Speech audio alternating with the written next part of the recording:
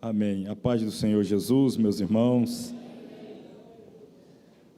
É mesmo, faz um mistério aí, dá brilho, dá não sei o que, agudo. Enfim, irmãos, o texto da carta que hoje estudaremos já foi lido. Obviamente, daqui a pouquinho retornarei a ele, mas como temos feito para não repetir a mesma leitura, mas usar um texto que muito bem se encaixa no que haveremos de falar, então eu te convido a que abra sua Bíblia no livro do Apocalipse, o último capítulo, o de número 22.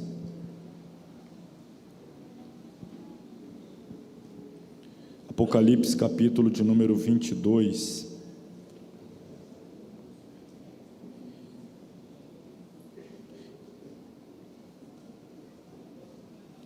A partir do versículo de número 10.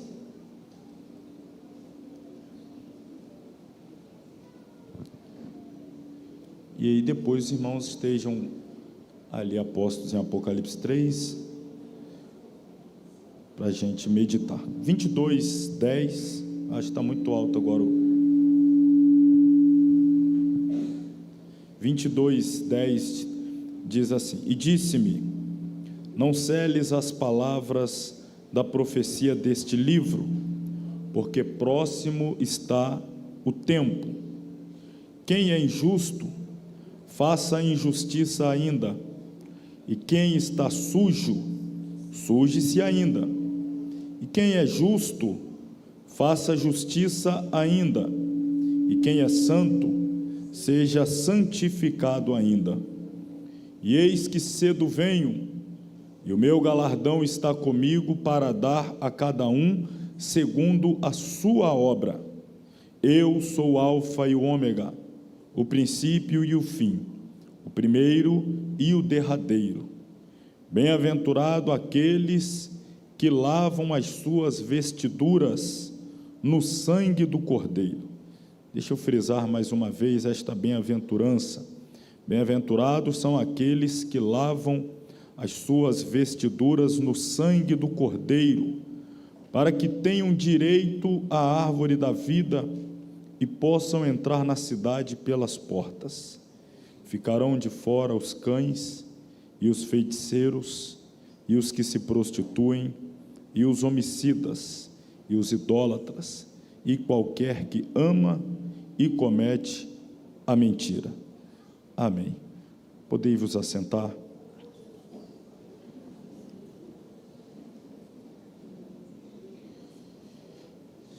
Desembarcamos hoje na quinta igreja, a igreja de Sardes, e nós vamos, como temos feito, estudar um pouco acerca da cidade de Sardes, seu contexto histórico, seu contexto cultural, religioso, entendermos as razões pelas quais o Senhor Jesus usou aquelas palavras, exatamente aquelas palavras, dirigindo-se àquela igreja, sabendo já que nada na palavra de Deus é por acaso, tudo tem uma razão exata de ser.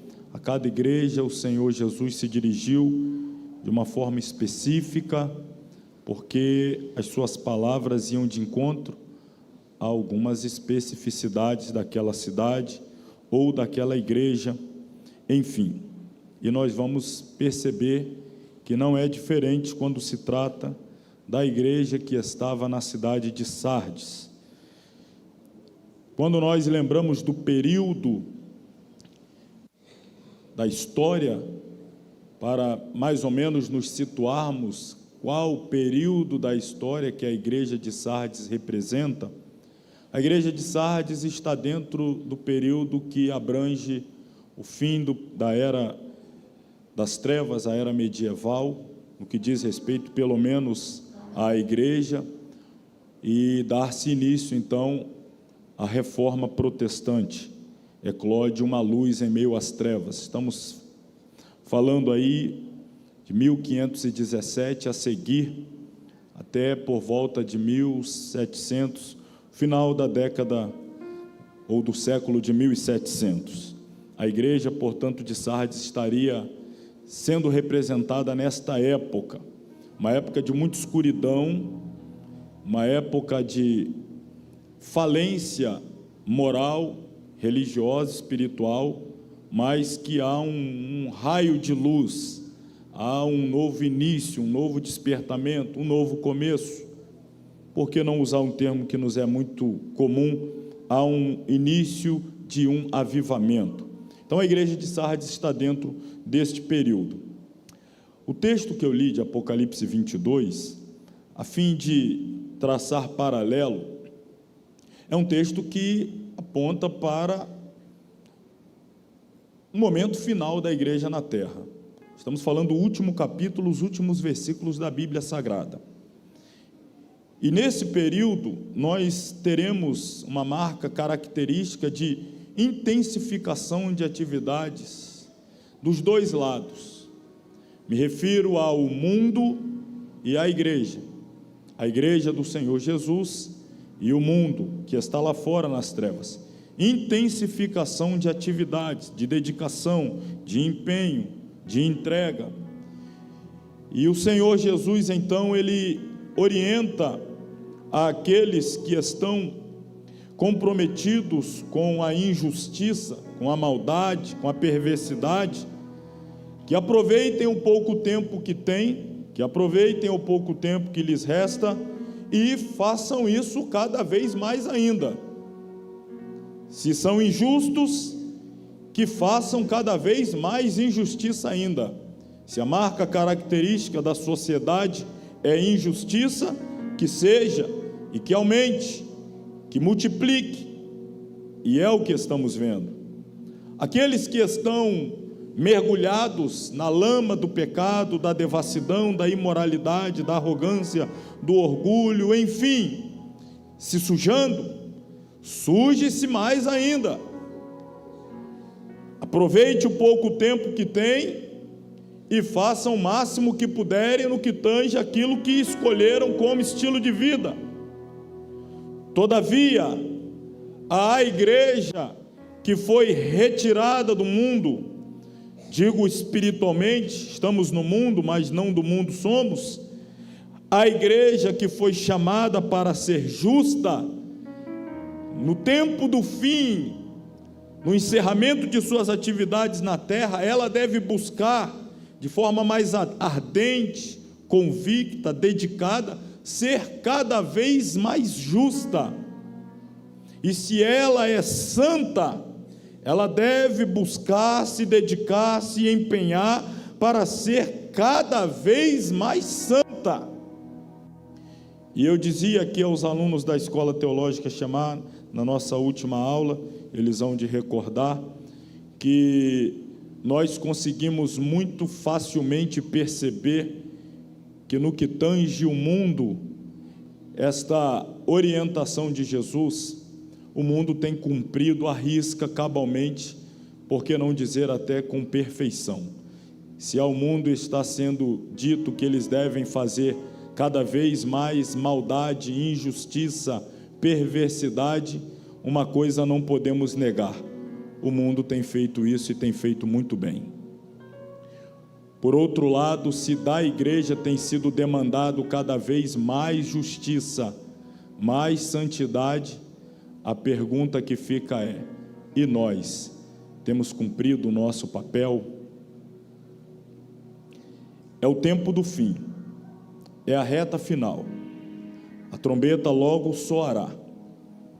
Cada um precisa assumir as suas responsabilidades, e Jesus diz: eis que cedo venho, breve venho, a qualquer momento, o galardão dele está com ele, para dar a cada um segundo as suas obras. E ele diz de si: sou o alfa, o ômega, princípio, o fim, primeiro e derradeiro. Bem-aventurados aqueles, e aí eu chamo a atenção mais uma vez, lavar as vestiduras no sangue do Cordeiro. Lavar as vestiduras no sangue do Cordeiro. Para quê? Para que possam ter direito, ter acesso à árvore da vida, que só poderão comer do seu fruto aqueles que forem salvos, que forem arrebatados, que forem levados ao céu, e é dito destes ainda, além de comerem do fruto da árvore da vida, poderão acessar a santa cidade pelas portas, porque não tem outra forma de lá entrar, a não ser pelas portas.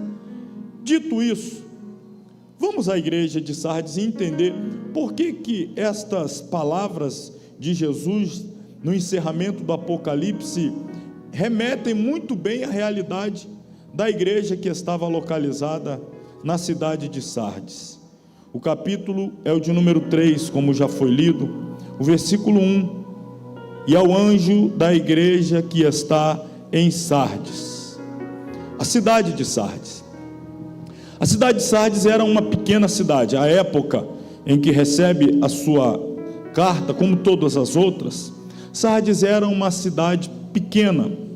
Sardes era uma cidade não mais importante. Naquela época já não era mais tão importante, mas já havia sido uma das mais importantes. 700 anos antes de Cristo, Sardes foi fundada, foi edificada. A história de Sardes, da cidade, não estou falando da igreja, estou falando da cidade, é marcada por alguns momentos gloriosos, brilhantes, marcantes. Por exemplo, a cidade teve um rei muito famoso, chamado Creso.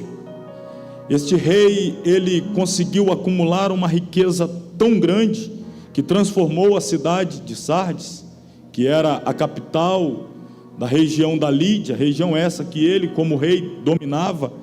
Então a sua riqueza transformou aquela cidade em uma das mais ricas da região na época. A riqueza de Sardes era conhecida em toda a região, em toda a redondeza. A opulência, suas edificações, embora rústicas para a época que estamos falando, mas estava muito à frente em tempo das outras cidades ao redor, dado a quantidade de riqueza que lá possuía. A cidade, ela estava edificada sobre colinas muito altas, e ao seu redor haviam penhascos, de maneira que Sardes era uma fortaleza natural, uma cidade de difícil acesso pelos inimigos que tentassem invadir a cidade, combater contra ela. Ela estava edificada em um lugar muito elevado e ao entorno muitos penhascos, desfiladeiros, repito, dificultando e muito a invasão de qualquer outro império que tentasse tomar aquela cidade de assalto. E a cidade, além disso, de ser privilegiada na sua geografia, sendo, portanto, uma fortaleza natural, mas ainda havia edificado várias torres para ter vigias a todo tempo, olhando, observando, se acercando de que nenhuma ameaça se aproximava, trazendo tranquilidade para os moradores da cidade, trazendo um certo descanso, um certo conforto, porque era uma fortaleza natural, tinha muita riqueza, tinha várias torres, muitos vigias, mas o tempo foi passando, nada acontecia, e a cidade foi relaxando, foi diminuindo a sua preocupação com a segurança, e por 2 vezes ela foi tomada, por 2 vezes ela foi dominada. Uma das vezes ela foi dominada por Ciro, o grande imperador dos reinos da Média e da Pérsia, que cercou a cidade com seu império, mas tendo dificuldade de entrar, de invadir, dada a fortaleza natural, os penhascos, era muito difícil, mas como os vigias sossegaram, acreditando, confiando, orgulhosos de que jamais seriam invadidos, eles descansaram. E a história conta de que não muitos, mas pouquíssimos soldados conseguiram abrir pequenas brechas em alguns muros que protegiam a cidade, e entraram, e depois de estar lá dentro, abriram as portas da cidade, enquanto todos dormiam, inclusive os vigias em suas torres de sentinela. Quando eles abriram os olhos e perceberam, a cidade já estava completamente tomada de inimigos, que a devastou, que a controlou, que a dominou. E assim ficou por muito tempo. Os anos se passaram, a cidade se reergueu, A cidade foi reedificada, mais uma vez tornou-se uma grande fortaleza, mas novamente seguiu o mesmo caminho. Relaxou, seguiu os passos da autoconfiança. Os vigias mais uma vez não se preocupavam, acreditavam que não iria se repetir aquilo que uma vez já haviam vivenciado, mas se enganaram. Repetiu-se. Mais uma vez, da mesma forma, de igual modo, a cidade foi invadida por poucos soldados que abriram as portas e, mais uma vez, quando eles perceberam, a cidade já havia sido completamente dominada.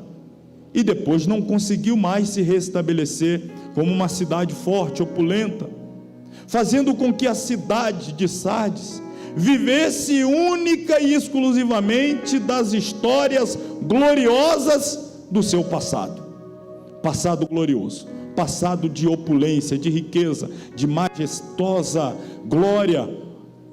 As pessoas que viviam em Sardes nesses dias ouviam os anciãos, ouviam os mais idosos contar do que um dia foi Sardes. Foi, não mais era.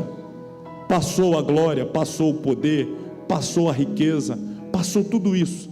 E a cidade virou um verdadeiro museu, virou um verdadeiro campo de visita a histórias do passado. Alguns livros que tratam das 7 igrejas, fazem uns paralelos muito interessantes, quando dizem, por exemplo, se nós fôssemos comparar as igrejas que já estudamos, para voltar aqui ao texto, por exemplo, se nós fôssemos comparar uma cidade brasileira, à primeira igreja que estudamos, a igreja de Éfeso, uma cidade brasileira que muito bem poderia ser comparada a Éfeso, seria a cidade de São Paulo, a maior cidade do Brasil, mais populosa, mais povoada, a grande locomotiva financeira. Assim era a cidade de Éfeso, a primeira, a mais rica, a mais poderosa, a mais famosa. A segunda cidade, a cidade de Esmirna, era uma cidade que estava em grande desenvolvimento, estava em destaque, estava avançando, e alguns a comparam, por exemplo, a Curitiba, que segue o mesmo caminho. A cidade de Pérgamo, que nós estudamos, tão dominada pela política como era, não poderia ser comparada a outra, senão a cidade de Brasília. Era sim a cidade de Pérgamo.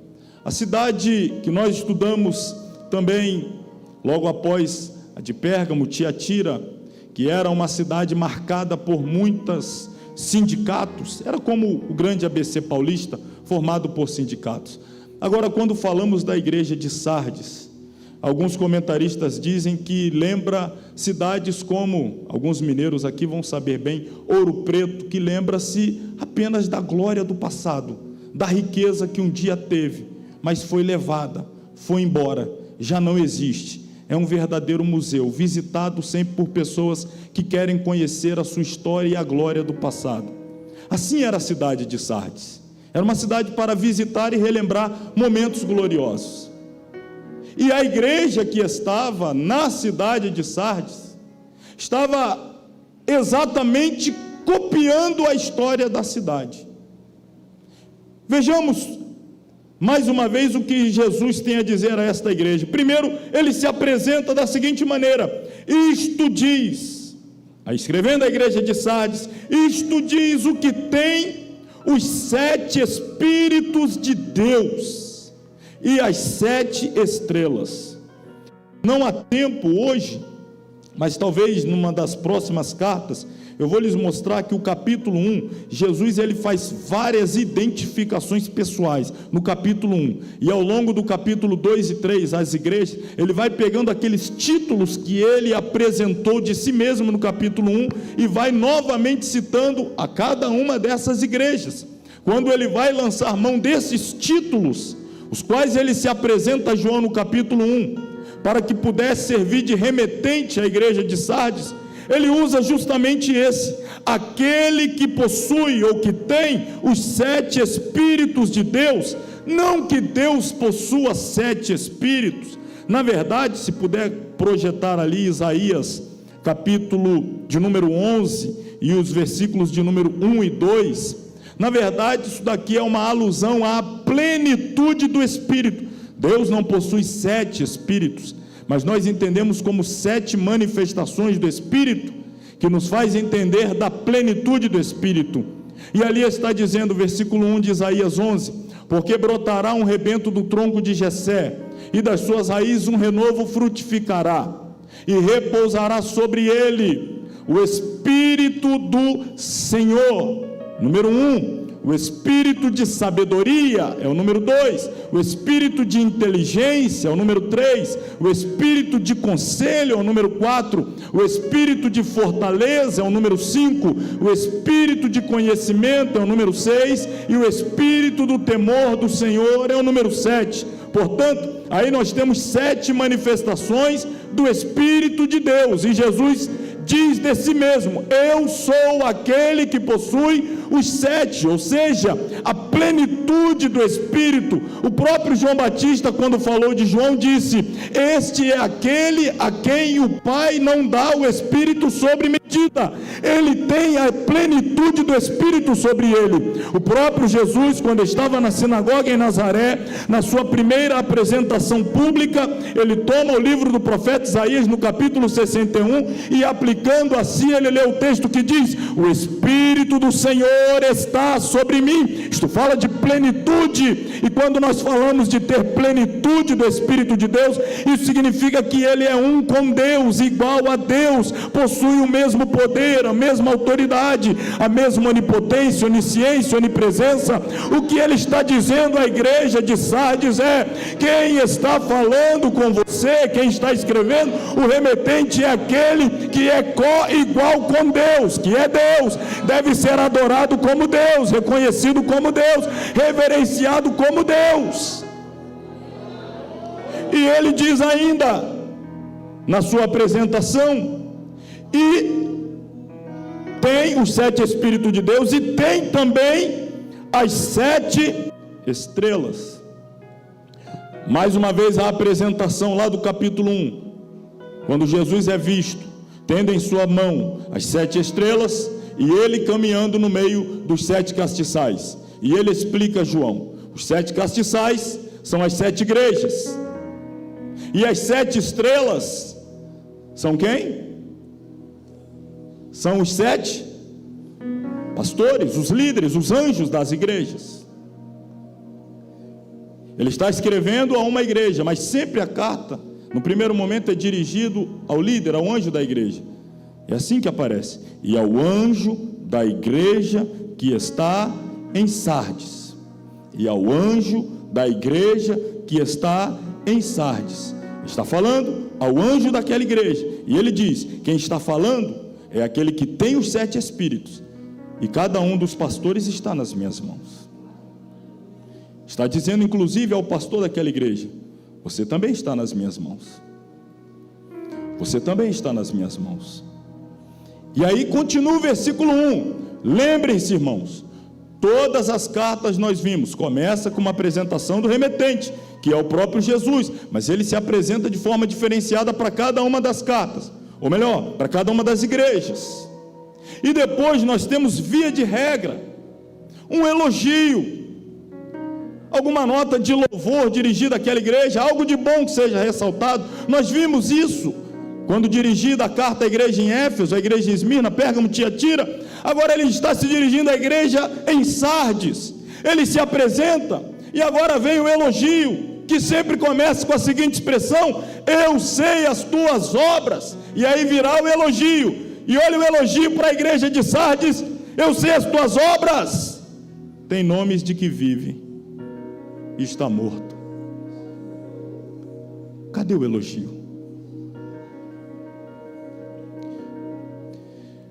Nós sempre, e não estamos errados, é claro, nós sempre temos como igreja modelo, já disse isso algumas vezes, a igreja de Filadélfia, e temos como a igreja a qual temos uma profunda ojeriza, nesse sentido de jamais queremos ser como esta igreja, seria a igreja de Laodiceia.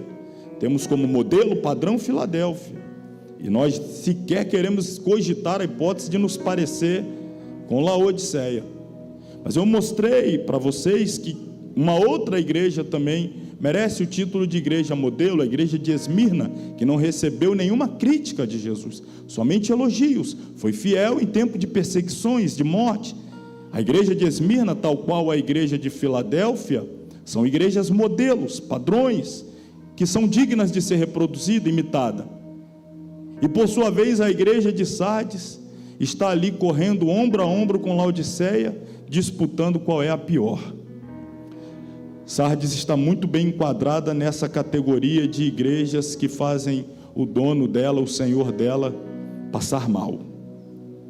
A igreja de Sardes, quando o Senhor vai apresentar algum elogio, não tem elogio a apresentar, simplesmente diz dela o seguinte: você tem nome de que vive, mas está morta. Você tem título de que vives, mas não tem vida. Você tem reputação. Reputação é aquilo que as pessoas dizem de nós, e as pessoas tiram conclusões sobre nós a partir daquilo que vem de nós, daquilo que nós transmitimos a ela, daquilo que às vezes aparentamos ser a ela, daquilo que nós mascaramos para ela, e a partir disso daí ela constrói então uma imagem. Isso é a nossa fama, isso é a nossa reputação. A reputação de Sardes era 10, o nome dela na sociedade, igreja viva. O nome dela na redondeza, igreja boa. Mas agora quem vai analisar criteriosamente a igreja é o dono da igreja. E quando ele olha para a igreja, ele diz: da porta para fora todos dizem que você tem vida, mas da porta para dentro eu conheço as entranhas, a realidade, aquilo que está oculto e escondido, e o meu diagnóstico é: está morta.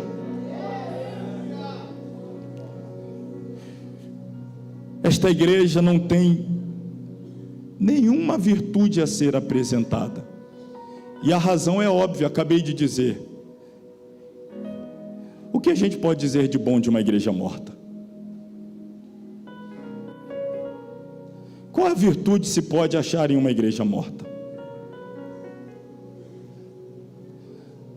Que elogio pode receber uma igreja que está morta? As portas da igreja não estavam fechadas, os cultos da igreja aconteciam, os trabalhos, a rotina ia muito bem, o seu prédio, o seu templo estava situado ali dentro da cidade, mas Jesus disse: mas você está morta, apesar do nome de viva, está morta. Então perceba que Jesus, ele vai direto ao ponto. As outras igrejas, como nós vimos, Tiatira, irmãos, que permitia a uma mulher da estirpe de Jezabel ensinar as pessoas a se prostituir, mas Jesus tem elogios àquela igreja. Igrejas como, por exemplo, a igreja de Pérgamo, onde as pessoas seguiam o conselho de Balaão, que era ensinar o povo a tropeçar com a idolatria, mas o Senhor Jesus tinha elogios àquela igreja. Conseguiu encontrar pontos positivos em uma igreja que tinha como pecado idolatria. Pense bem nisso. Conseguiu achar pontos positivos em uma igreja que tinha uma liderança que permitia uma mulher ensinar as pessoas a se prostituir, mas o Senhor conseguiu achar algo de bom naquela igreja. Mas quando ele olha para a igreja de Sardes, a única coisa que ele vê é morte.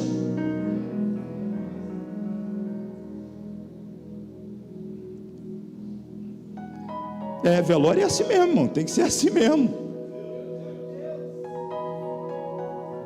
Faz lembrar aquela história que eu acho pouco provável que tem alguém aqui que não a conheça, então vale a pena apenas relembrar.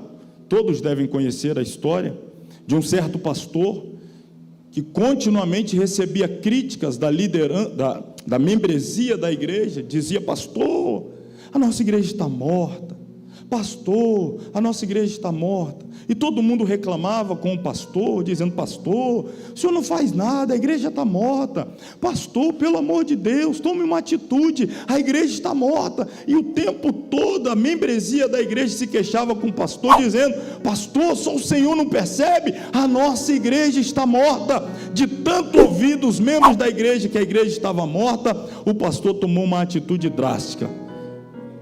Ele marcou o funeral da igreja, marcou o velório da igreja e, posteriormente, o sepultamento da igreja. Fez um cartaz, colocou nas redes sociais, divulgou no WhatsApp, Instagram: não perca o velório da igreja, não pode faltar ninguém, estaremos velando a igreja. A igreja tal, situada na rua tal, veio a óbito, e no culto tal será o último culto, o culto de despedida. A igreja está morta, iremos velar a igreja. Aí você sabe, né? Até aquele crente que tinha meses que não aparecia, apareceu. Todo mundo queria ver: que história é essa? A igreja está morta, o velório da igreja. O pastor endoidou mesmo, fez o velório da igreja. E aí então reuniu toda a igreja, ficou lotado, a galeria, todos os espaços. O pastor colocou ali na frente um caixão.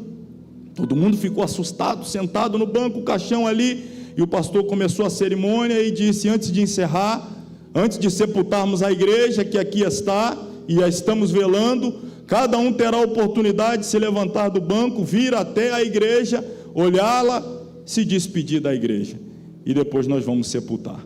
E aí começou, vinha um por um, olhava bem para o que estava dentro do caixão e saía chorando. Vinha outro, olhava e saía chorando. E assim um após outro, até que toda a igreja estava caindo em prantos. E o pastor então revelou o que tinha dentro daquele caixão: um espelho. Porque afinal de contas, quem é a igreja? Quem é a igreja? As pessoas diziam: a igreja está morta. E o pastor diz: e quem é a igreja? A partir dali começou então um novo tempo para a igreja, um momento de avivamento, de buscar a Deus. Cada um entendeu a sua responsabilidade, cada um percebeu a parte que lhe tocava. Não era responsabilidade apenas da liderança, líder de departamento. Todos somos a igreja, para que a igreja toda tenha vida. Cada um membro da igreja precisa cumprir o seu papel com vida, com ousadia, com alegria, com integridade. Só assim teremos uma igreja viva. É claro, sempre começará pelo altar, sempre começará pelos líderes, sempre começará pelos obreiros, mas uma igreja viva, ela é viva do altar à porta, dos obreiros às crianças. Todos possuem a vida de Deus dentro de si. Aquela igreja em Sardes não tinha mais a vida de Deus, mas vivia da história do passado. Um dia foi, um dia fez, um dia aconteceu, milagres ocorreram, pessoas foram batizadas, pessoas foram curadas. Cada culto era lembrar o que aconteceu. Aqui nesse lugar pessoas já isso, aqui nesse lugar já aquilo, aqui nesse lugar já vimos aquilo outro. É uma igreja que vive da sua fama do passado. A igreja de Jesus, ela já fez muito no passado, mas ela ainda está viva, e até ele voltar, ela vai continuar realizando a obra de Deus, para a glória de Deus. Precisamos ser uma igreja viva. Aquela igreja tinha nome, porque um dia teve vida. Tens nome de que vive, porque um dia teve vida. Perdeu a vida, mas continuou com o nome. É como Moisés, que perdeu a glória, mas não tira o véu. Afinal de contas, ninguém sabe que atrás do véu se tem glória ou não tem glória. Perdeu a vida, mas continuou se escorando sobre a fama. Ainda tinha nome. Ou seja, as pessoas que estavam arrolados na secretaria da igreja local, vamos colocar assim, os nomes estavam ali, mas já não constavam mais no livro da vida do Cordeiro, porque no livro da vida só a igreja viva. Observe, irmãos, o versículo 1 é o que nós estamos lendo aqui. Eu sei as tuas obras. Eu sei as tuas obras. Eu estou aqui dizendo que a igreja está morta, porque o versículo termina dizendo que ela tem nome de que vive, mas está morta. Mas ainda assim Jesus deixa claro que ela tem obras. Está morta, mas tem obras. Já parou para pensar que é possível ser um ativista religioso sem ter vida? Trabalhar para Deus sem ter comunhão com Deus? Ter título sem ter mais presença? Como Saul ter coroa, mas não ser mais habitado pelo Espírito, mas sim por demônios? Mas ele ainda era o rei, mas não era mais habitação do Espírito Santo, era atormentado por demônios. Tinha obras, mas não tinha vida. É possível fazer coisas para Deus, e não falo agora da igreja institucional. Mais uma vez eu te lembro, precisamos fazer uma análise individual, pessoal. Eu posso trabalhar para Deus e Deus reprovar as minhas obras, não aceitar as minhas obras, dizendo das minhas obras são obras mortas. Por quê? Porque estão sendo feitas por alguém que está morto. Isso é muito sério. Aquela igreja tinha obras, mas não tinha mais vida. Nós vimos cada uma das igrejas do Senhor Jesus como um bom médico, diagnosticou a enfermidade e receitou o remédio. Ele fez isso com Éfeso, ele diagnosticou a enfermidade, receitou o remédio. Ele fez isso com Pérgamo, diagnosticou a enfermidade, receitou o remédio. Ele fez isso com Tiatira, ele diagnosticou a enfermidade, receitou o remédio. Só que quando se trata da igreja de Sardes, aí já não é um médico comum. Jesus agora é como um legista. Que é um legista? Ele atesta o óbito. Ele não atesta a enfermidade, ele assina o óbito. Está morta. Éfeso, o seu problema é grave, é sério, é difícil, mas se você seguir esse caminho, tem como resolver. Pérgamo, a sua enfermidade também, olha, é gravíssima, mas se você seguir esse caminho, tem como resolver. Tiatira, o seu problema é sério demais, mas se você seguir essa receita, tem como resolver. Quando ele chega à igreja de Sardes, ele assina o óbito, está morta. Mas não precisa ficar triste não, ele escreve assim: também tem como resolver.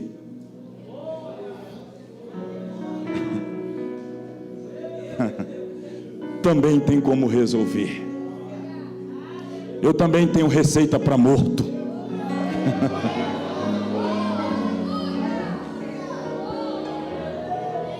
Oh, glória a Deus, só Jesus, né, irmão? Eu também tenho uma receita para ressuscitar morto.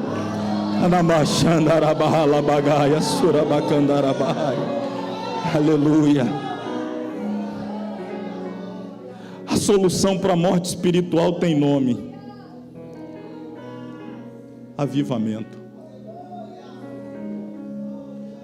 A solução para a morte espiritual tem nome, tem uma receita: avivamento. O Senhor Jesus tem avivamento para a sua igreja. O Senhor Jesus tem avivamento para a sua igreja. Olha, a igreja de Sardes não sofreu perseguição. Ele não fala de perseguição. A igreja de Sardes não enfrentou problema de heresia, não fala de heresias. A igreja de Sardes não teve que enfrentar Nicolaíta, doutrina de Balaão, nem Jezabel.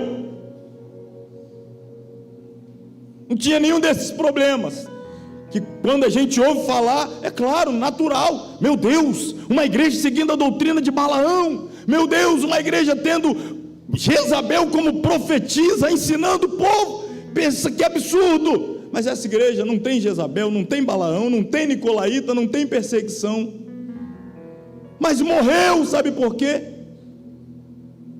Porque ela tinha um problema muito sério: saudosismo. A gente nunca para pensar no problema do saudosismo, né?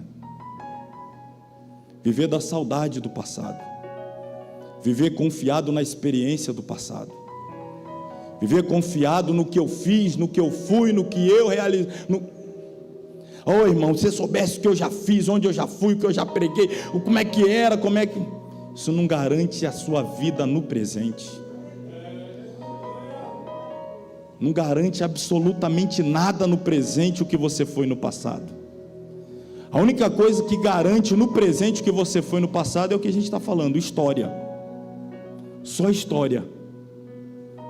Você se torna alvo das histórias, você entra para a história, mas não garante vida no presente, viver da história do passado. A cidade de Sardes vivia da glória passada, a igreja que estava em Sardes estava também vivendo da glória passada.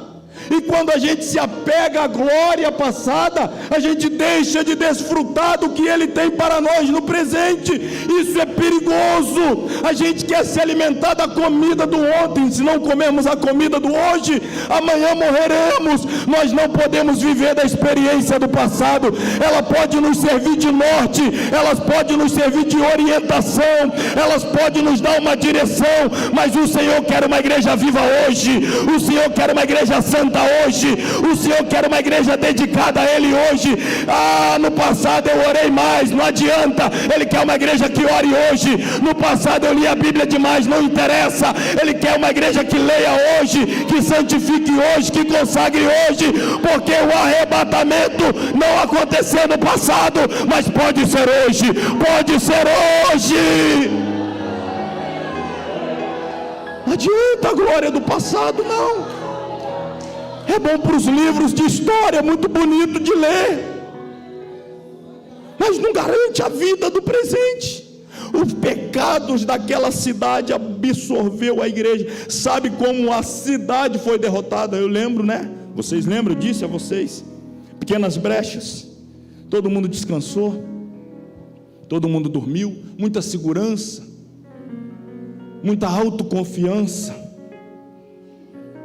Excesso de autoconfiança, que é o oposto de confiança no alto, totalmente diferente. Autoconfiança, alto com um, é confiar em si mesmo. Confiança do alto, ou no alto, é confiar em Deus, confiar nele. Aquela cidade tinha muito autoconfiança, relaxou, não vigiou, deu pequenas brechas. Até agora ninguém falou de nenhum grande pecado, pequenas brechas. Diácono Rafael dormiu, quando acordou, os soldados já estavam em todos os cantos da cidade, já havia sido completamente tomada pelo inimigo. Foi só um cochilo. Quando abriu os olhos, o inimigo já tinha tomado todos os cantos da cidade. A igreja estava seguindo os mesmos passos, estava cochilando, estava fechando olhos para pequenos gestos, que aos olhos de algum passa imperceptível. A gente fala sempre aqui, precisaria falar mais uma vez, é o tal do não tem nada a ver, isso aqui não importa, o que que tem? Não, no passado eu era salgado demais, eu não tinha uma boa visão espiritual, eu acho que era muito ignorante da minha parte. E aí você vai fazendo uma pequena concessão aqui, outra pequena concessão ali, abrindo uma brechinha aqui, abrindo uma brechinha lá, retrocedendo em disciplinas espirituais, recuando em compromissos que tinha com a palavra, e começando a ocupar o seu tempo, sua mente, com coisas deste mundo, deste século, abrindo uma concessão aqui, outra ali, outra lá, e aí de repente você pega no sono, você cochila. Quando você abre os olhos, você já está com a algema nas mãos, está com a algema nos pés, está totalmente escravizado por essas pequenas coisas, as raposinhas que roubaram pouco a pouco a sua energia, o seu vigor, a sua vida espiritual.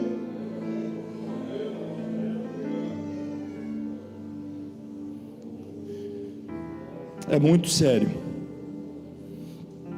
Olha o que diz o versículo 2. Está dando 9 horas, a gente vai estar no 2 agora, né? Olha o que ele diz.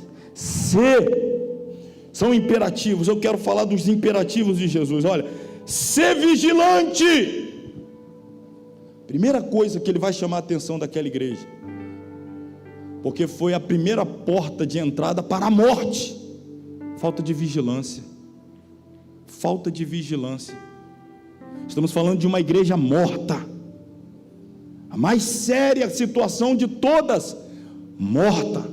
Mas sabe qual foi a primeira falha? Está aqui, na correção de Jesus. Eu disse a vocês, o médico legista Jesus atestou o óbito daquela igreja, mas para o óbito há solução também, e a solução sempre é rever os erros e consertá-los.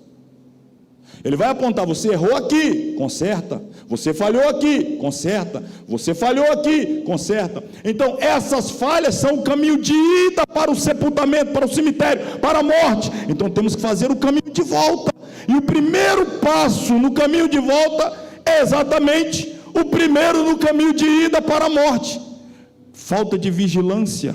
Agora ele diz: ser vigilante. Ser vigilante. Nós temos que levantar de novo as nossas torres de vigilância. Estamos no tempo do fim, irmão. Não é tempo de estar disperso, é momento de estar mais vigilante. Ser vigilante. Olha a segunda ordem imperativa: confirma o restante que estava para morrer. Opa, então nem todo mundo está morto, tem ainda aqueles que estão para morrer. Caminho de morte, tem os mortos e tem os que estão em caminho de morte. E por que esses estão para morrer? Porque não achei as suas obras perfeitas diante de mim. Mais uma vez, está em caminho de morte, não está morto, está morrendo, mas tem obras, e as obras também não são aceitas. Observe o versículo 3. Lembra-te, é o terceiro imperativo. Lembra-te, trazer à memória, a recordação. Mas você acabou de dizer que viver de saudosismo não é bom. Mas olha o que ele vai dizer aqui para trazer à memória. Traga à memória o que você tem recebido, o que você tem ouvido. Ele está falando para se lembrar do que ele disse, da palavra, o compromisso com a palavra, trazer à memória o que ouvimos dele, o que recebemos dele, é a palavra dele, não são as nossas histórias, não são os nossos atos no passado, não, é o que a palavra dele nos diz. Ele diz: se lembra disso, guarda, e por fim se arrependa. E se você não seguir esses passos, então eu virei a ti. Se você não vigiar, eu virei a ti como um ladrão, e você nem saberá a que hora eu virei sobre ti. A falta de vigilância. Jesus vai vir como um ladrão para quem não está esperando. Para a igreja não, para a igreja viva não. A igreja está aguardando Jesus, sim ou não? Então ela não vem para um ladrão, como ladrão para a igreja, está aguardando. Mas o ladrão pega de surpresa quem não o está aguardando. Ele está dizendo para esses: se vocês não vigiarem, a falta de vigilância atesta que vocês não creem que eu voltarei, mas eu voltarei e pegarei vocês de surpresa. Virei como um ladrão para estes que não estão aguardando, nem saberá a hora. E aí o versículo 4 ele diz: mas também tens em Sardes algumas pessoas. O texto original vai usar a expressão algumas poucas pessoas que não contaminaram as suas vestes. É o terceiro grupo. Toda a igreja tem esses três grupos. Primeiro grupo, mortos. Segundo grupo, os que estão para morrer. Terceiro grupo, remanescentes. Os que ainda guardam as palavras do Senhor, ainda mantêm as suas vestes puras, ainda andam com Ele de branco. Tem esses três grupos: os mortos, os que estão para morrer e os remanescentes. E aliás, o do meio aqui, os que estão para morrer, só estão para morrer porque, infelizmente, ao invés de escolher caminhar com quem está vivo, escolheu caminhar com quem já está morto. Aí é por isso que está para morrer. Porque ao invés de ser amigo de quem está vivo, prefere juntar com quem está morto. Aí Jesus olha e fala: isso aí também já está para morrer. Mas ele tem ainda os seus remanescentes, presbítero Weber. aqueles que andam de branco. Lembra do capítulo 22, onde lemos? Bem-aventurado aquele que lava as suas vestiduras no sangue do Cordeiro. Ele está dizendo que em Sardes, em meio a uma igreja marcada por morte, e por muitos que estão em estado de quase morte, ainda tem aqueles que andam de branco. Ora, o contraste então é esse: os que estão mortos já têm as suas vestes manchadas, os que estão quase mortos também já têm algumas manchas nas suas vestes, mas aqueles que são os remanescentes, está vendo um com a roupa suja de um lado, se sujando do outro, mas quem é santo seja santificado ainda, quem é limpo se limpe mais ainda. Ele não quer saber se o daqui abandonou, se o de lá apostatou, se o de trás recuou, se o da frente abandonou. A minha veste vai ficar branca até Jesus voltar. A minha veste vai ficar branca até Jesus voltar. Não interessa se querem mudar a liturgia, se querem dizer que não é mais pecado, que é pecado, se querem mudar as coisas. Eu vou continuar andando de branco. Eu vou continuar andando de branco. Santidade. Santidade.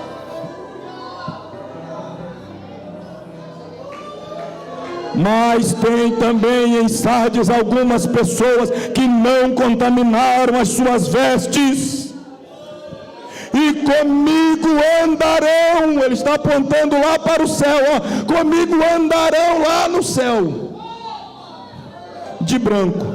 Mas ele diz, tem alguns aí que as vestes estão brancas, e eu vou levar para o céu para andar comigo de branco aqui. É interessante o paralelo, não é? Fácil de perceber. Ele está dizendo, sabe quem vai andar comigo de branco aqui no céu? Quem já anda de branco aí? Sabe quem andará de branco comigo lá? Quem já anda de branco aqui.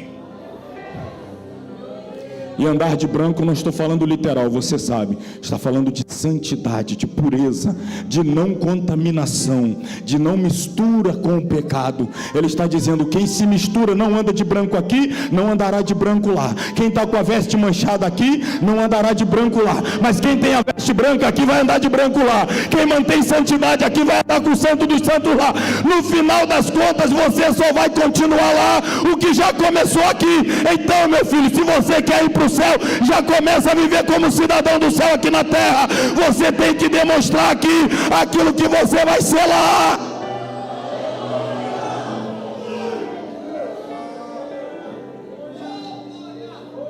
Vestido de branco, ele diz, ele promete mais: não riscarei de maneira nenhuma o seu nome do livro da vida. Opa, então outros tiveram o nome riscado. Por que o nome foi riscado do livro da vida? Não está vivo. Por que ter no livro da vida o nome de pessoas que estão mortas? Até no âmbito natural, você for nos cartórios, as pessoas que estão vivas, você vai encontrar lá o nome delas, mas depois que está morta, ela vai sair lá, vai para uma outra lista de obituário. O nome dela não fica mais lá no registro dos vivos, não. Aí para o registro dos mortos.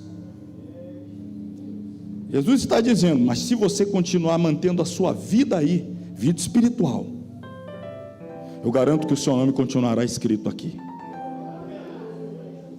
Mas se você seguir esse caminho de morte aí, então você perderá o direito de comer do fruto da árvore da vida. A promessa dele, comer do fruto da árvore da vida. E a promessa dele também é esta: que ele confessará o nome diante de meu Pai e diante dos seus anjos. Sabe o que ele vai fazer lá? Confessar lá no céu aqueles que não se envergonham de confessá-lo aqui.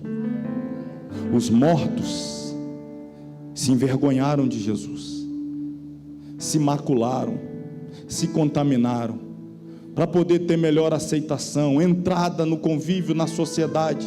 Se envergonharam dos seus princípios e dos seus valores, começaram a ser condescendentes, começaram a abrir concessões, para poder ter melhor inserção. Se contaminaram, se envergonharam, mas ele está dizendo, para quem não se envergonhar aqui, eu também não me envergonharei lá. aqueles que me confessarem aqui, eu também confessarei o nome de cada um deles lá. A igreja de Sardes, irmãos, para encerrar então a minha palavra a ela é dirigida essas ordens imperativas do mestre. Ela precisa, para ressuscitar a maioria da igreja, que é a característica marcante, Jesus diz, está morta. A maioria da igreja estava no estado de morte, porque abriram mão da vigilância, porque abriram mão da palavra, se esqueceram. Jesus está dizendo, lembra? Não guardaram, entraram pelo caminho do pecado e não se arrependeram. O caminho de retorno à vida, o caminho do reavivamento, é exatamente o caminho de volta. Vamos voltar a ser mais vigilantes, vamos voltar a ser mais atentos com as pequenas coisas que podem derrubar grandes homens e grandes mulheres, as pequenas coisas. Vamos voltar a ser mais atento à palavra do Senhor e comprometido em obedecê-la na sua completude, na sua plenitude. E se por um acaso temos falhado, enquanto há tempo, vamos nos arrepender. Ainda dá tempo de ter vida. Essa é uma das cartas mais pesada, eu julgo até mais pesada do que a Laodiceia, porque o veredito de Jesus é muito pesado. Morta, igreja morta. Mas foi exatamente no meio dessa igreja morta, estamos falando do período que eclodiu a grande reforma protestante, os remanescentes. Sabe aonde a luz mais brilha? É exatamente em meio às mais densas trevas. Se muitos estão seguindo o caminho de morte, aqueles que são remanescentes têm a obrigação de brilhar ainda mais e mais. Quem é justo, faça justiça ainda. Quem é santo, santifique-se mais ainda. É exatamente nessa geração do fim que a igreja verdadeira de Jesus precisa brilhar e honrar o nome do Senhor mais ainda. Nos coloquemos sobre os pés.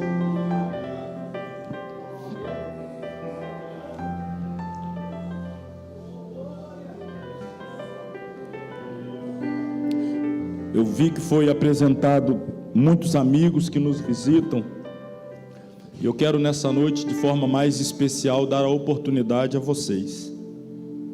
Você, meu amigo, que ainda não entregou a vida a Jesus, ou quem sabe está afastado do caminho do Senhor, um dia já teve vida espiritual, alegria no Espírito, comunhão com Deus, já foi um pregador, um cantor, já serviu a Deus, mas se embaraçou, não vigiou. O seu pecado foi esse, não vigiou, se embaraçou. Mas hoje o Senhor te trouxe aqui para te dar vida mais uma vez, para te restaurar, para te dar uma nova oportunidade, te dar de novo alegria. Ou você que nunca experimentou hoje ter a primeira oportunidade de se decidir por Jesus, eu me dirijo a você. Você deseja nessa noite fazer essa escolha de entregar a vida a Jesus ou voltar para os caminhos do Senhor? Temos alguém? Temos alguém nessa noite que queira entregar a vida a Jesus, queira retornar para os caminhos do Senhor? Aqui em algum lugar da igreja, na galeria, temos alguém que o Senhor falou com você? Você vacilou, cometeu um deslize, não vigiou, hoje em dia se encontra aí com dificuldade de retornar, mas o Senhor está estendendo as mãos, Ele quer te abraçar, Ele quer te dar vida de novo, Ele está te chamando. Tem alguém? Temos uma preciosa vida para Jesus. Onde está você que queira nessa noite publicamente confessar a Jesus, não ter vergonha de publicamente confessar a Jesus como seu único e suficiente Salvador, o Salvador da sua alma? Aonde nós temos uma vida, uma alma preciosa. Pela última vez eu pergunto, temos alguém para o Senhor Jesus nessa noite?